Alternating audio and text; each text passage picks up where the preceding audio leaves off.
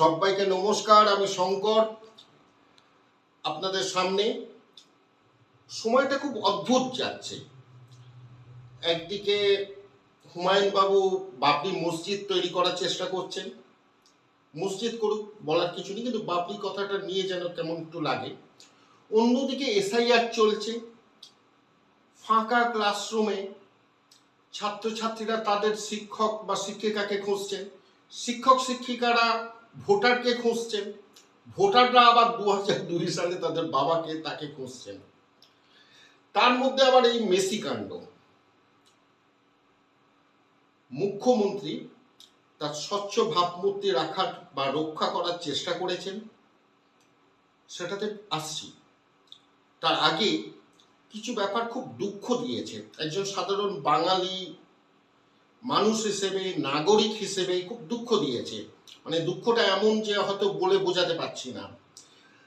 আমি জানি না যদি রবীন্দ্র, নজরুল, মাইকেল, বিদ্যাসাগর এনারা যদি বেঁচে থাকতেন কি করতেন।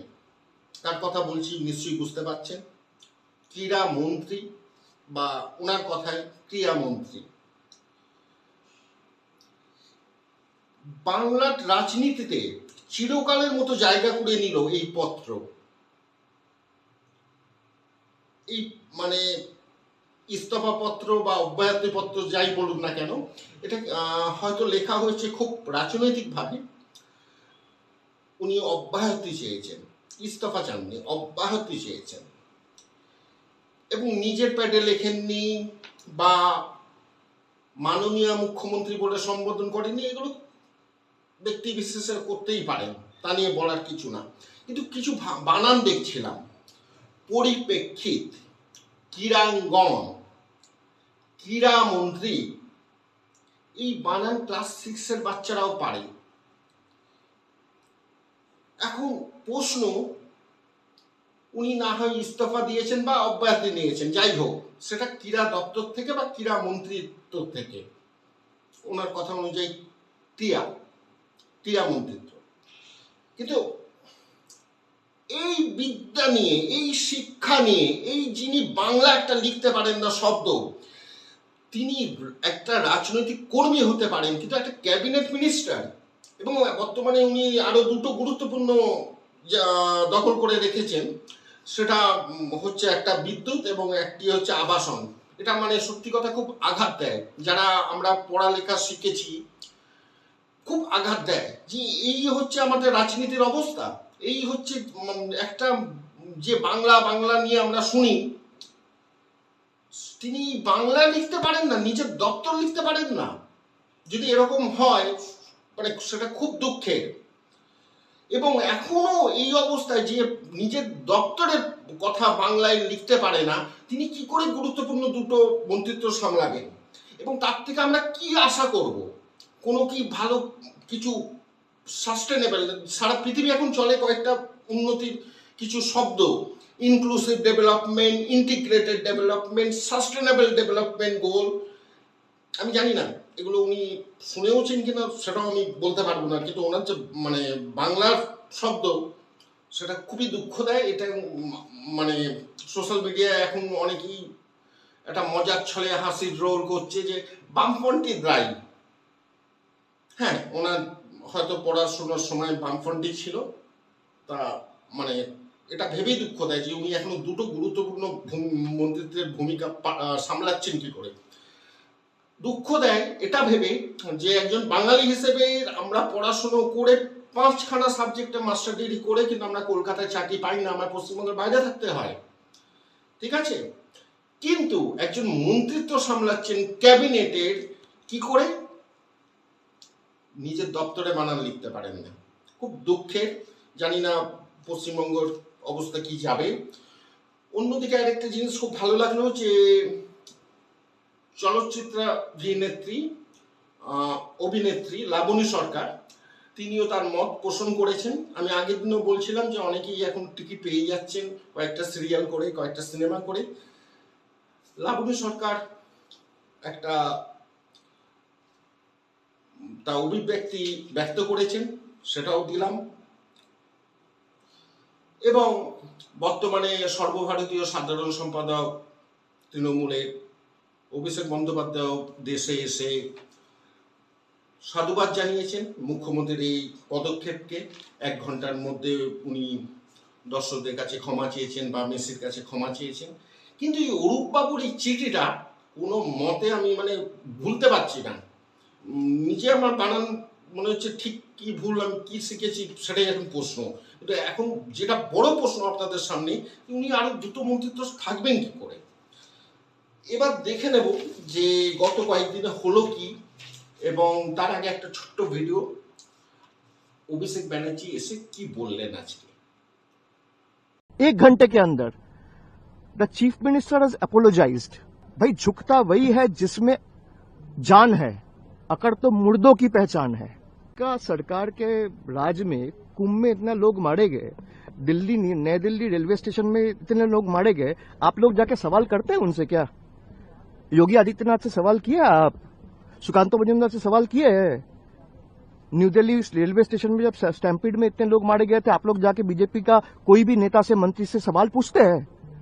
मुख्य बंगाल में जो घटना हुआ उसके 1 घंटे के अंदर the chief minister has apologised.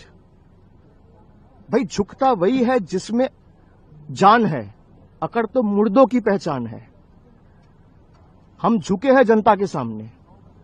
जिसके ऊपर आरोप है उस पुलिस ऑफिसर से लेके स्टेडियम का जो मैनेजमेंट का टॉप पोजीशन में है, उससे लेके मिनिस्टर से लेके सबके खिलाफ एक्शन लिया जा रहा है।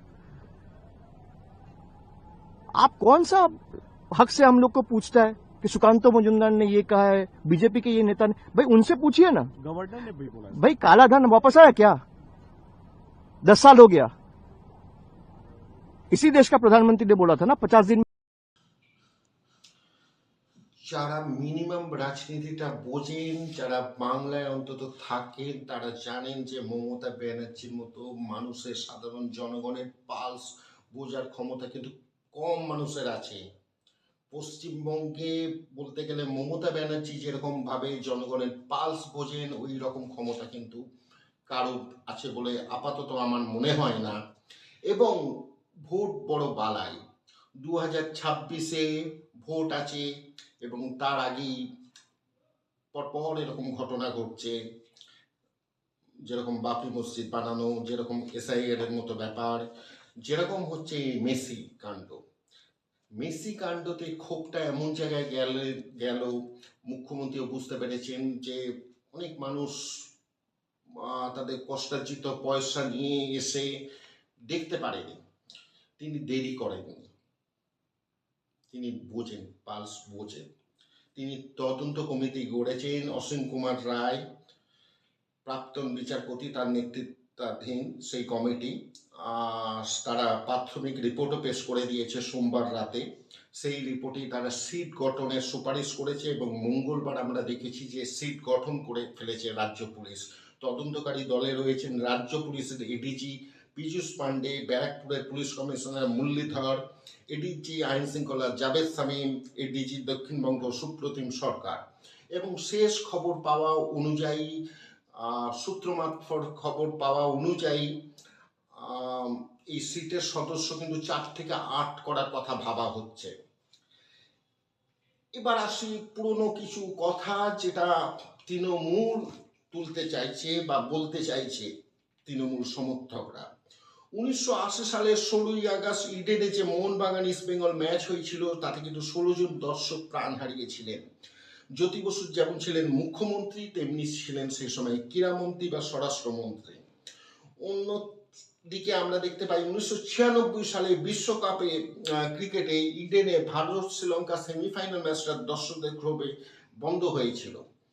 তখন মুখ্যমন্ত্রী ছিলেন বুদ্ধদেব ভট্টাচার্য, তিনি স্বরাষ্ট্র এবং পুলিশ মন্ত্রীও ছিলেন।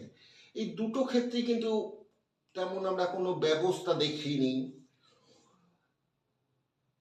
এটাই তৃণমূলের সমর্থকরা বা যারা তৃণমূলকে পছন্দ করেন তারাই কিন্তু এটা জাস্টিফাই করার চেষ্টা করছেন যে আমরা কিন্তু এটা বামফ্রন্ট আমলে দেখিনি, মুখ্যমন্ত্রী করে দেখিয়েছেন। যারা খুব রিসেন্ট কালের কথা বলছেন এবং সেটা সর্বভারতীয় সাধারণ সম্পাদক অভিষেক বন্দ্যোপাধ্যায় মহাশয়ের কণ্ঠেও শোনা গেছে, কুম্ভ সেখানে তো অনেকে মারা গেছিল, ওরকম কোনো ব্যবস্থা হয়নি।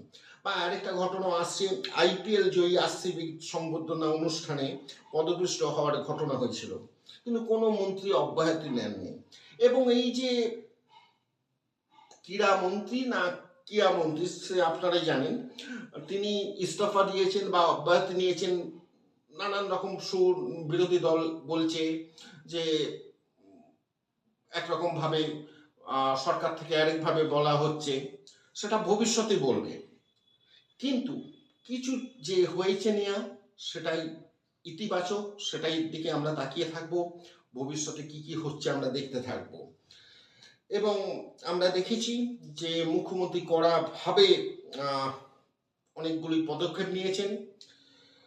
শোকজ করা হয়েছে রাজ্য পুলিশের ভারপ্রাপ্ত ডিজি রাজীব কুমার, বিধাননগরের পিসি পুলিশ কমিশনার মুকেশ কুমারকে, ডিসি বিধাননগরকে সাসপেন্ড করা হয়েছে বিচার বিভাগীয় তদন্ত শেষ না হওয়া পর্যন্ত। ক্রীড়া ও যুব বিষয়ক দপ্তরের প্রধান সচিব রাজেশ কুমার সিংহ, ওনাকেও শোকজ করা হয়েছে। সিইও যুব ভারতী, ওনাকেও চাকরি থেকে সরিয়ে দেওয়া হয়েছে। কিন্তু এত কিছুর পরও একটা জায়গা নিয়ে কিন্তু মানে দুঃখ, আমি জানি না এটা যে যারা এখনো মানে তৃণমূলের সমর্থক তারা কিভাবে নেবেন। একজন ক্রীড়া মন্ত্রী ক্রীড়া বানান লিখতে পারেন না, এর থেকে দুঃখের আর কিছু হতে পারে?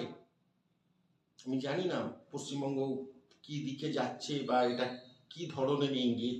তবে অনেক ভালো ভালো লোক আছে, তারা রাজনীতি করেন, ভালোবাসেন। আমি জানি না এটা কি চোখে দেখবেন। আপনাদের কমেন্টসে আশা থাকলাম। ভালো লাগলে লাইক করবেন, শেয়ার করবেন, সাবস্ক্রাইব করবেন। সবাই ভালো থাকবেন এই জানিয়ে আজকের মতো শেষ করছি। নমস্কার। শঙ্কর। জয় হিন্দ।